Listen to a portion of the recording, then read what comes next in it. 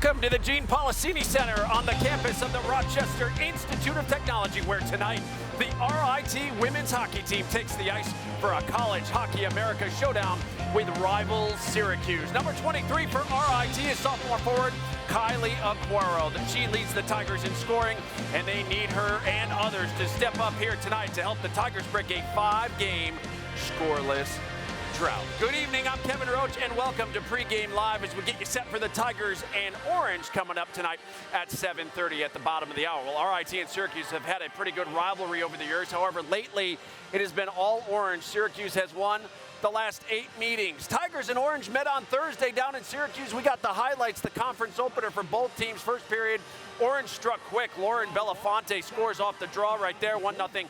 Syracuse less than 5 minutes in, and here come the Tigers now with a great chance. Hannah Solinger, though, robbed by Ariel DeSmet.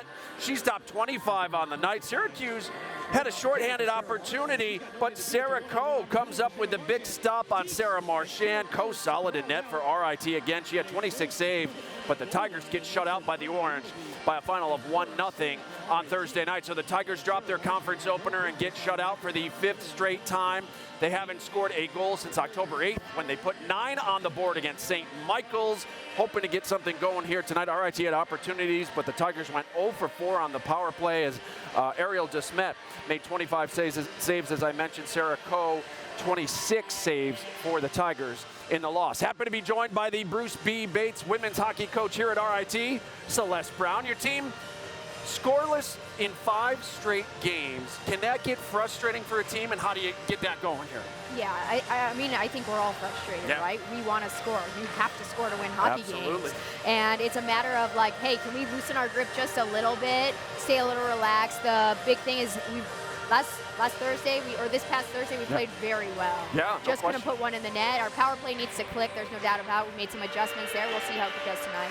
Yeah, absolutely. You had the opportunities on the night. And Sarah Coe, we've seen this from her before. She keeps you in games. Talk about how she's progressed into her sophomore season. Yeah, so Sarah played solid again Thursday. But again, it wasn't just Sarah on Thursday. Our team played very well top to bottom.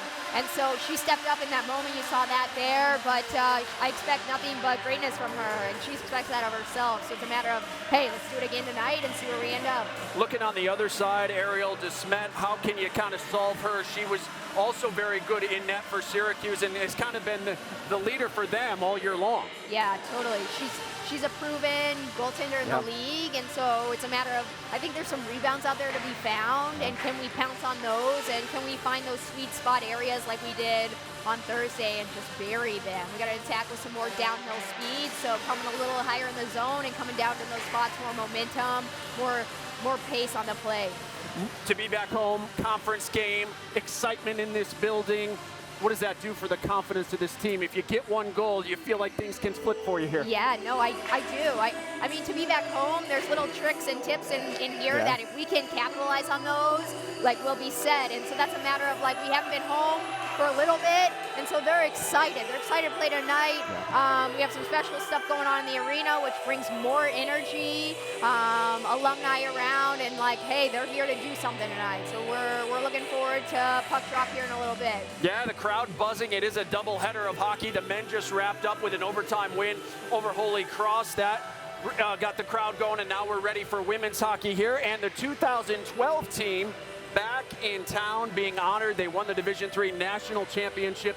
You were a member of that team. First, what is it like to have that group back and have that championship for this program? Yeah, I mean, pretty special moment in 2012 to win national championship on your home turf. Yeah. And can you believe it's been 10 years yet? No way. So we're all standing up there in shock, but it is unbelievable that they made the effort to come back, and I think they feel special moments, just the starting lineups or the energy from the band or the pep crew.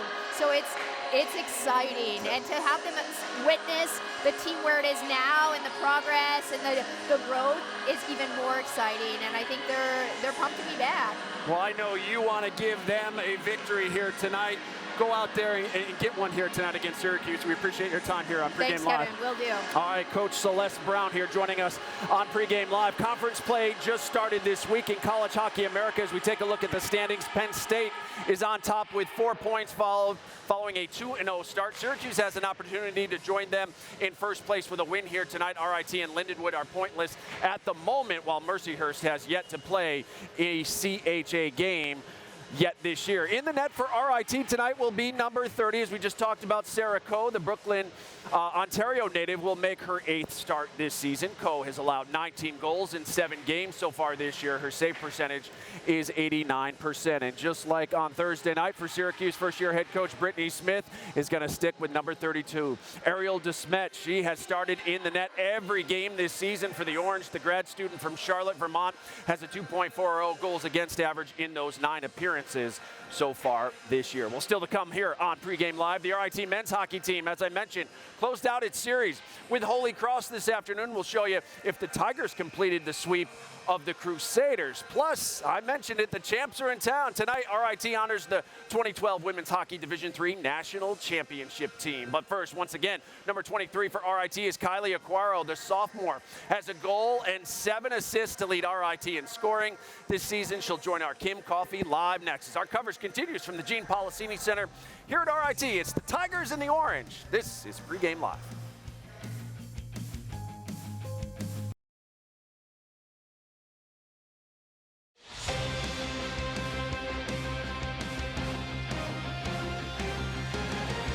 Back here on Pregame Live, Syracuse is in town to face the Tigers, who look to earn a split of their home-and-home series tonight with the Orange. Hey, elsewhere in College Hockey America today, Penn State completed the 2-game sweep of Lindenwood out in Missouri today with a statement victory, 7-0. They scored a touchdown for Johnny. As you saw earlier, the Nittany Lions now sit atop the standings with 4 points. RIT hoping to record its first points of the season here tonight with a win over the Orange. Well, the Tigers and Orange have wrapped up warm-ups down on the ice, and that's where we find our Kim Coffey standing by live now with RIT forward Kylie Aquaro. Kimmy? Kylie, you guys are coming off at 1-0 loss against Syracuse on Thursday. What's it going to take to generate some opportunities early on and get the scoring going soon? Yeah, I think we have a lot of confidence going into this game, especially because it's a home game and a later game, so more fans, I guess. But I think right off the bat, if we get a goal, first goal basically wins the game. You talk about it being a home game. You guys had a sweep earlier this month at home. This is only your 3rd home game so far this season. What is it about being in this building that gives you that extra boost? Yeah, I think it's a special opportunity to have a place like this, like the Gene, to play in, and I think we just do it for our fans every time we play. What are you expecting to see from Syracuse tonight? Hopefully the same as yesterday because we know what to do now, but I think we're going to come out flying. The 2012 championship team, some of the girls here to see you tonight. Does that give any extra boost to playing out against Syracuse tonight? Yeah, for sure. We met them this morning, and they were giving us some, so hopefully we do it for them. All right, Kylie, thank you so much. Good luck tonight, and we'll see you later. Thank you. Kevin?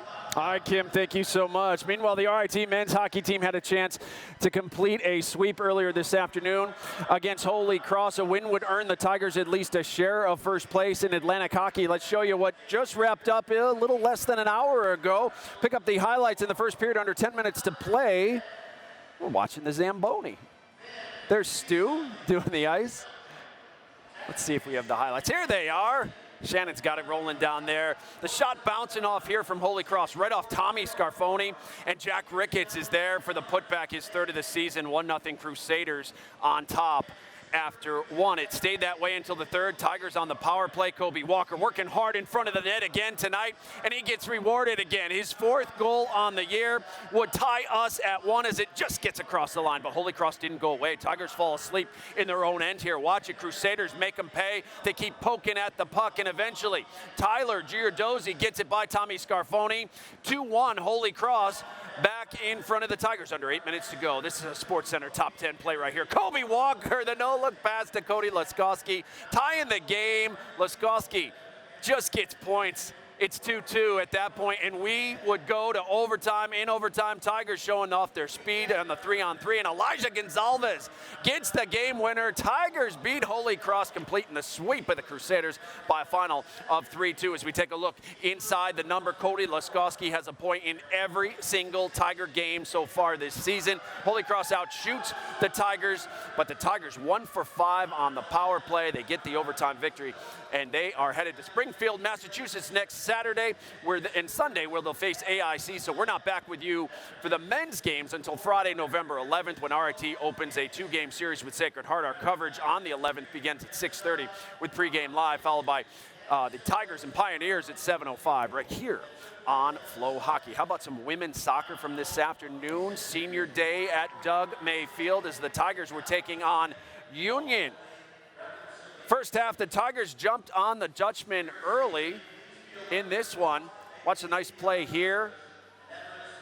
They send it in, and Maddie Bullis is going to get the header to give the Tigers the 1-0 lead. We would move ahead to the 25th minute. The Tigers on the run. The Union keeper, I'm not sure what she was thinking. She came out to play the ball. She missed, and Sam Halligan makes her pay for her 9th goal of the season, team leading 9th for her, 2-0 Tigers. RIT looks sharp today. The precision passing by the Tigers here, and the finish by freshman Elena Onadara, her 4th of the season. RIT unbeaten in 8 of its last 9. They win 4-0 today. They'll host a Liberty League quarterfinal game here on campus on Tuesday. As we check the RIT athletics scoreboard, the men's soccer team looked like they were headed towards a victory over Union today too, but the Tigers give up a goal in the 89th minute, and they play to a 1-1 tie. They will host a Liberty League playoff quarterfinal game here on Tuesday as well. It's going to be a busy Tuesday for all of us. You can catch all the Liberty League postseason action plus so much more on the RIT Athletics app. Download it today for your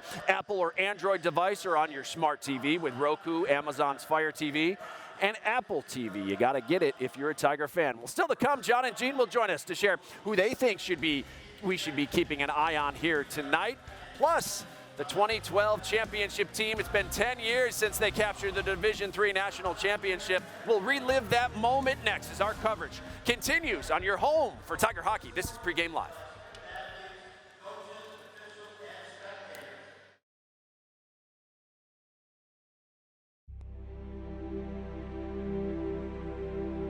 Tabase, first-team All-American mention this year. Here's Kunachika back the other way. All-American second-teamer, shot and a score! Celeste Brown on the setup from Courtney Kunachika to give RIT the lead 23 seconds or a minute 23 into the third period. And here it comes across. Kunachika has it in open ice. Looks stick handle, shot, save by Fisk, rebound, score! Allie Hills gathers up the rebound, and Kelly Fisk gets burned that time by not being able to cover up, and it's a 4-1 lead for RIT. Shot goes wide, and we're in the final 10 seconds. And the Rochester Institute of Technology Tigers will be your 2012 NCAA Division III Women's Hockey Champions. Oh, a great moment in RIT women's hockey history as they avenged a 2011 title game loss to Norwich, and by beating Norwich on home ice to win it all just a year later. RIT honoring that 2012 championship team here tonight, and our Kim Coffey standing by live with one of that season's captains. Kimmy? Thanks, Kevin. Yeah, I'm standing with the captain of that 2012 team. Do you have a favorite memory, Kim, of going through that whole process? And did you think, like, in that moment, did you think that it was going to be the way it was? Did you think the result was going to be that win? In the moment, it was all very much overwhelming, but at the same time, it was obviously the outcome we wanted. We went into that game wanting to really win, especially after the year before when we were in the championship and ended up losing. So a favorite moment, honestly, just celebrating with the girls and the coaches and the team that we had, because the whole, as they always say, it's all about the journey, and the journey itself was like amazing. The whole season was amazing. We had a great record, but like getting down to that game and then finally making it happen and getting that championship was, well, like I said, overwhelming. And then you look back on it now and you're like, that was still one of the biggest moments of my life. I saw you with your teammates downstairs, and it seems like the love is very much still there. Do you still stay in contact with a lot of them? Absolutely. Like they're some of my best friends, right? Like you go through these years, and of course you're gonna make really good friendships. But when you go through big moments like that together, it's something you're never gonna forget. And it's the girls that you remember who you got to celebrate with and enjoy that with, which made it even a better time. So. I mean, talk about a big moment. Not only did you guys win the Division III championship, but literally a few days later, you make the jump from Division III to Division I. Not a lot of athletes get to experience that. Like, what was that like for you to make that change? What were some of the challenges that came with it? Right, yeah. Honestly, it was like making the jump to Division I was never anything we even thought about until that time came, right? And it wasn't like, oh, this is going to happen, and that was our goal, because it was just not something that rarely, it was something that very rarely happened, but the timing was perfect, right? It was like, okay, we can turn the page. We had, got the championship, turned the page, started Division I, and our team excelled over new change and challenge, and we were pushed to that limit. So getting to experience that, especially in my senior year, and once again with the same girls, was really important, and playing different teams, going, traveling different ways, all of that was a good experience, along with winning the championship the year before. How good does it feel to be back here reuniting with everybody? I know you said it was like a few years ago you were back here again, but back here again, how is it? It's awesome, like, to see all the girls again, to kind of relive those memories. Like, I wish it could happen more often. Obviously, life happens and things get difficult and hard, but and especially to see Celeste and her being the head coach now, it kind of comes full circle, and you feel fortunate to be able to have gone through an experience like that, and especially at this school and with this support. So yeah, grateful, feel grateful. Kim, thank you so much for your time. Go enjoy the game with the ladies, and yeah, thanks so much for your time. Thanks.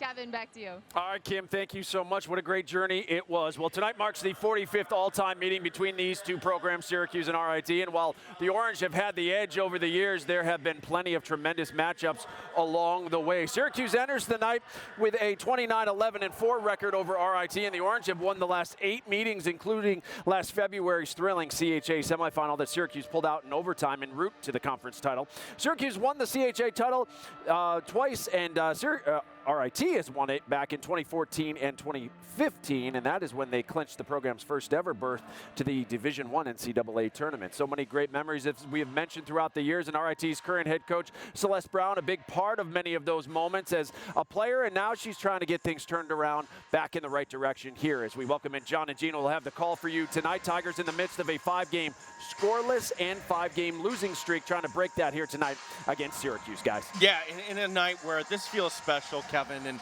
John, where does 10 years go?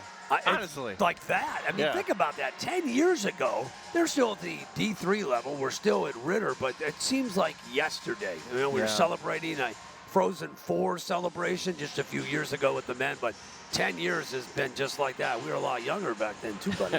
10 years ago. Speak for yourself. Thank Actually, you.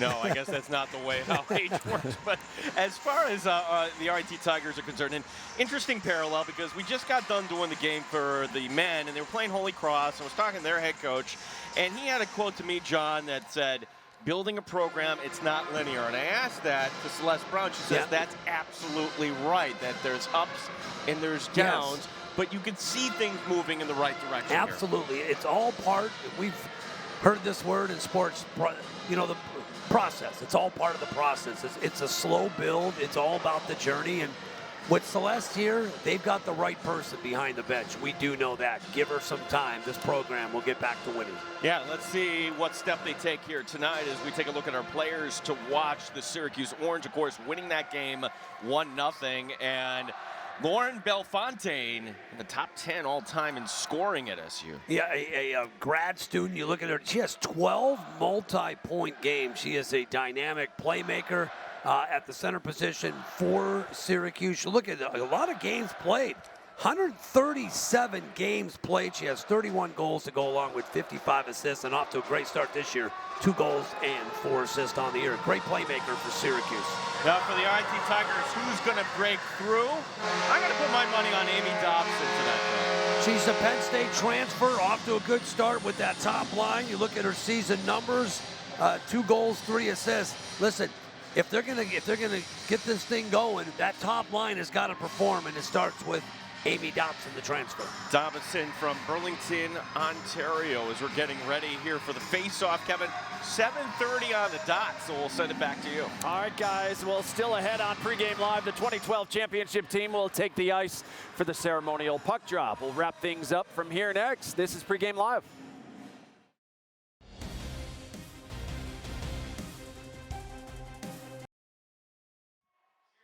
Yeah, back here at the Gene Policini Center at RIT, the Syracuse Orange being introduced. We're moments away from face-off between the Orange and Tigers. RIT trying to avoid a 9th straight loss to Syracuse, which would tie the longest skid in this series. The Tigers are on the road for the next 3 games after tonight as they visit St. Lawrence and Union. They return home for a weekend series with CHA foe Lindenwood on Friday, November 18th. You can catch that game live here on Flow Hockey starting at 4 o'clock. Well, that's going to do it for us here on Pregame Live. Thanks so much for watching. After a short break, it's the Tigers and Orange live from the Gene Policini Center here at RIT. We'll see you back here for the intermission report. Enjoy the game, everyone.